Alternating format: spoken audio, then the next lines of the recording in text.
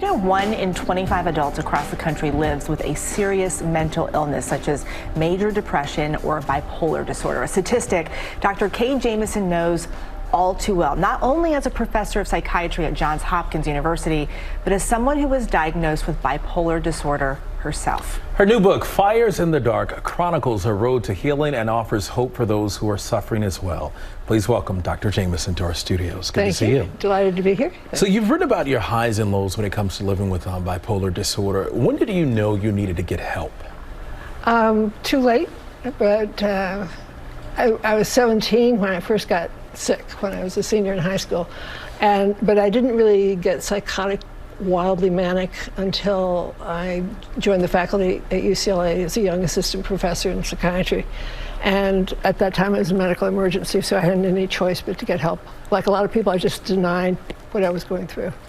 And your insights, Kay, into bipolar disorder are unique. You know, and as Eva said, so many people, this is a common diagnosis, bipolar disorder, but a lot of people have never heard of it. Can you talk us through the signs and symptoms, and in particular, if someone is watching that sees these in someone they're close to or thinks that they see them in themselves, you know, what should they do? Right. Well, it is a common illness, and it first occurs usually in adolescence or the early 20s, so that's a clue right there. If people are acting oddly, isolating themselves, drinking or using drugs. But in terms of mania is a very high voltage state, and people tend to get agitated, perturbed, often very high self-esteem, sleep very little, just endless energy, endless ideas, a very intrusive state, so that people tend to force their ideas upon others, their convictions, and so forth. In terms of depression, depression is much more common, and bipolar illness is just when you have depression and a history of mania. And depression is characterized by really bad sleep disorder, sleeping too much or sleeping too little, a lack of energy, hopelessness, despair. Not so much sadness as just apathy, lack of interest in common things that you enjoy, withdrawal from friends and from school, inability to concentrate, ruminative behavior, people going over and over things. This book that you wrote is about healing. It's about your own personal journey. What are you hoping that people who have bipolar or mental illness and their families, what are you hoping that they take from this?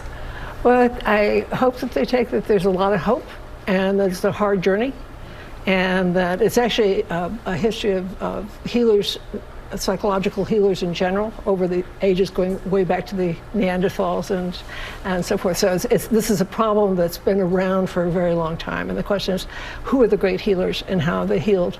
And then sort of threaded through that is some of my own struggles with both mania and depression, and finding someone who is a great healer. And real quick, what do you say to those who feel like they have shame just from living with bipolar?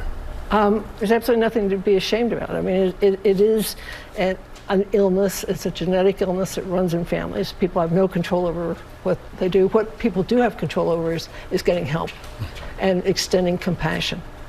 Thank you. Yeah. Good to see you too. Thank you. And Fires in the Dark, Healing the Unquiet Mind is out now wherever books are sold. So important. Yeah.